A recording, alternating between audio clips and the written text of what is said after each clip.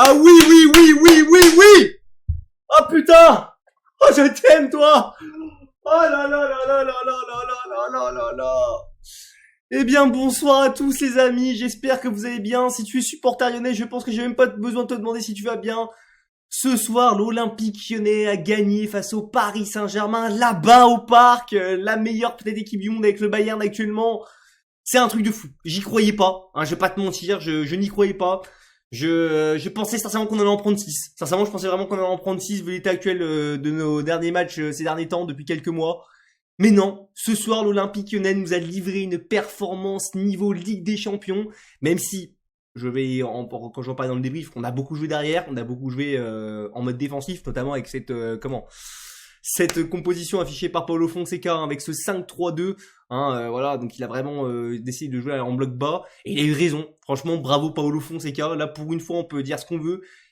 Il a fait aucune erreur. Il a été parfait dans sa gestion. Voilà, même les changements, peut-être qu'il a il a pu faire un peu plus de changements, mais en fait, je trouve que les changements étaient parfaitement mis au bon moment et au bon endroit aussi par la même occasion, je trouve. Donc ouais, très heureux les amis, donc avec ce 5-3-2, Dominique Greif dans les cages. De toute façon, c'est simple, ce soir, je vais te dire une chose, il n'y aura même pas de flop, parce que ce soir, je trouve que l'équipe dans son ensemble a été excellente. J'ai pas vu un joueur en dessous d'un autre, etc. Ils ont joué en équipe, une vraie performance de bonhomme, des grosses baloches là, posées là-bas au parc, c'est pas facile les gars. Alors on va me parler peut-être de l'équipe B du parc, mais j'en ai rien à foutre, enfin du PSG pardon, mais franchement les gars, même avec une équipe B, tu calcules la valeur marchande, tu la compares à celle de l'Olympique Lyonnais qui est présente sur cette compo là, c'est largement plus, ça vaut plus, donc même avec une équipe comme ça, ils auraient été capables de nous battre, et j'ai envie de te dire, c'est pas notre problème, j'en ai rien à foutre, voilà, c'est leur souci, hein, ils ont qu'à mettre en équipe A, s'ils ont peur de se blesser, s'ils veulent les ménager, Luis Enrique, leur coach là, c'est leur souci, c'est pas le nôtre, nous on est venus, on a joué, on a gagné, c'est le plus important. Donc je reprends ma composition, donc Abner latéral gauche, le retour aussi un peu de Ruben Kluivert, ça fait du bien d'avoir Ruben Kluivert qui a fait aussi un très bon match. Niakate Mat en défense centrale, Maitland Niles, hein, au milieu de terrain, Mangala, Aurel Mangala, ce joueur-là. En fait, c'est d'une tristesse de dire que ce mec-là est tout le temps blessé.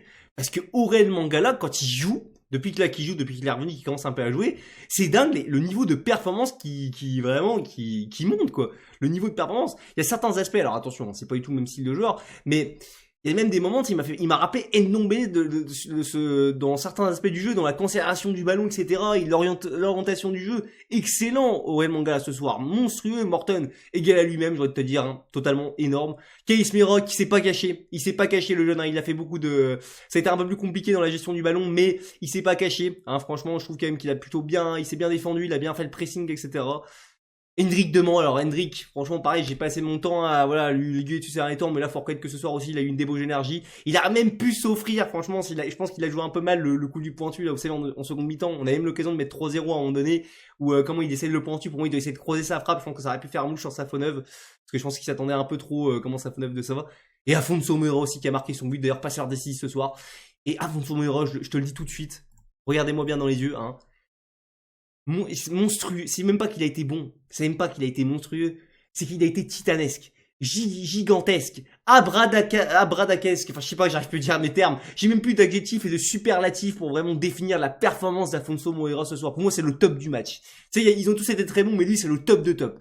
La débauche énergie, le fait qu'il soit à l'origine des 2 buts, offensivement, défensivement, il était partout. 2 millions d'euros 2 millions d'euros, c'est le braquage du siècle. Le mec, il était en équipe B au Sporting. Je sais pas ce qu'il faisait en équipe B. Peut-être qu'il se branlait les couilles, j'en sais rien. Mais je comprends même pas comment le Sporting a pu le laisser partir. C'est incroyable. La performance de Afonso Moreira ce soir, ça a été énorme. Franchement, bon, c'est pas le seul, mais franchement, Moreira m'a vraiment choqué ce soir. J'ai été choqué. Franchement, c'est une performance dont je me souviendrai parce que franchement, je l'ai trouvé, mais absolument, mais exceptionnel, quoi. J'ai même plus des mots pour le définir. Donc le match qui commence sur les 15 minutes où c'est simple, on a bouffé cette équipe du Paris Saint-Germain. On les a mangés. Je me suis dit, c'est pas l'Olympique Lyonnais qui joue, c'est le Bayern justement, la demi-finale a été avancée, c'est pas possible.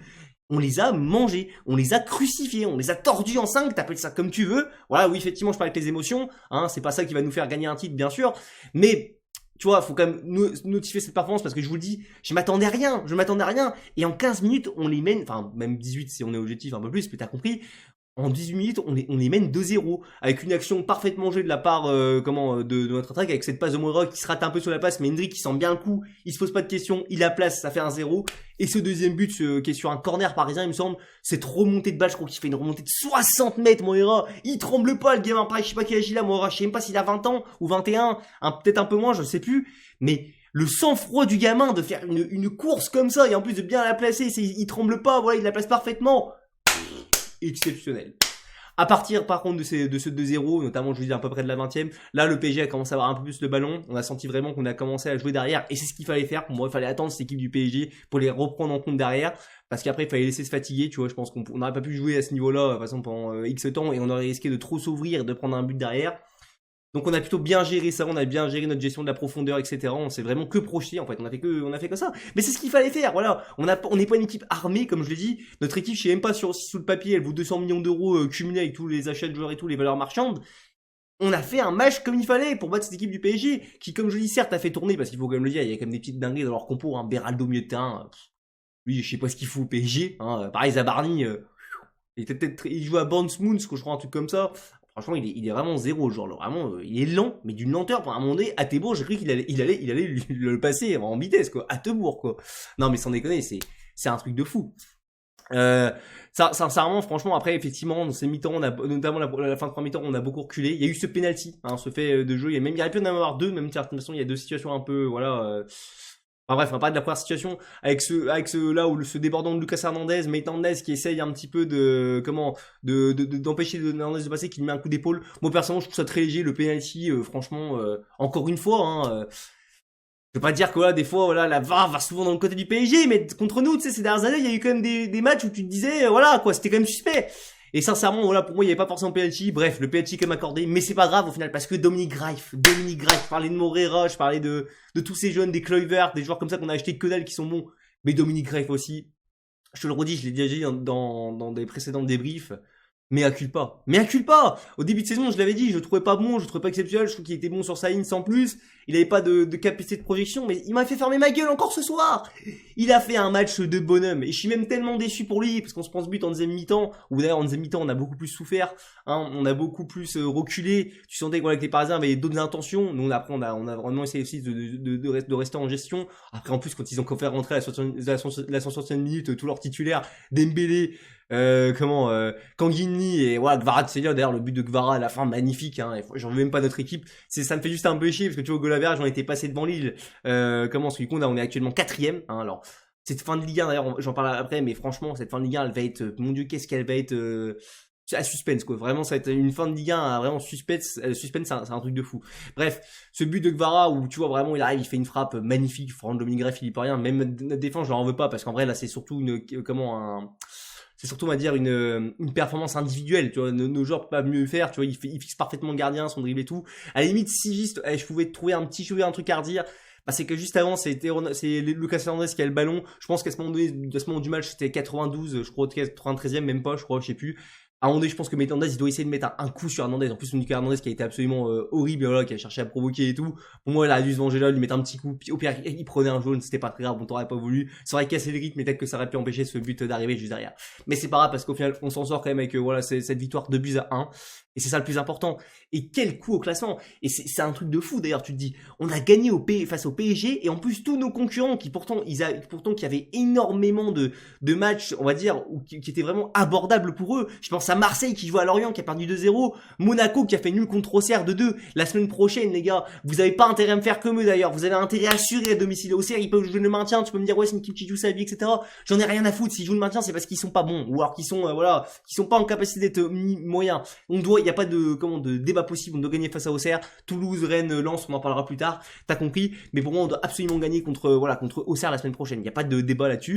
Ouais, donc je disais Monaco qui a fait nul contre Auxerre, donc contre-performance de leur part. Lille aussi qui a fait une contre-performance en ne gagnant pas face à Nice à domicile. Nice qui est aussi au fin fond de la Ligue 1. Il y a que Rennes qui a assuré à Strasbourg, mais bon dans un sens ça empêche Strasbourg d'être une autre équipe dans le train des places européennes. Eux sachant qu'ils jouent après la Coupe d'Europe et la Coupe de France, donc ils vont sûrement lâcher, on va dire, un peu la Ligue 1 pour se concentrer sur ces compétitions-là. Ce qui fait que là, actuellement, on a une course, les gars, qui est tellement serrée pour cette Ligue des Champions entre la 3e et la 7e place, entre nous, Lille qui est juste devant nous à 3ème égalité en différence de points, Rennes qui est juste derrière à 1 point je crois, Marseille et bah du coup Monaco, Marseille je sais plus c'est qui, voilà dans l'ordre t'as compris, mais bref tous ces équipes-là sont à 1, 2, 3 points en grand max d'écart, quoi. C'est très peu. Ça va être serré jusqu'au bout, les gars. Et franchement, moi, je vous dis, malgré cette victoire, je demande à la communauté lyonnaise de ne pas s'enflammer, s'il vous plaît. Là, tu vois, ce soir, si je suis content, tu vois, j'exprime mon bonheur parce que ça a été tellement compliqué ces derniers temps. Mais les gars, calmons le jeu, voilà. Il nous reste en plus des gros matchs à jouer. T'as Ross match face à Rennes, face à Lens. Par contre, ce qui est bien, c'est qu'avec cette victoire-là, t'as ton destin entre les mains. Là, par contre, pour la jouer, cette Ligue des Champions, tu as clairement ton destin entre les mains.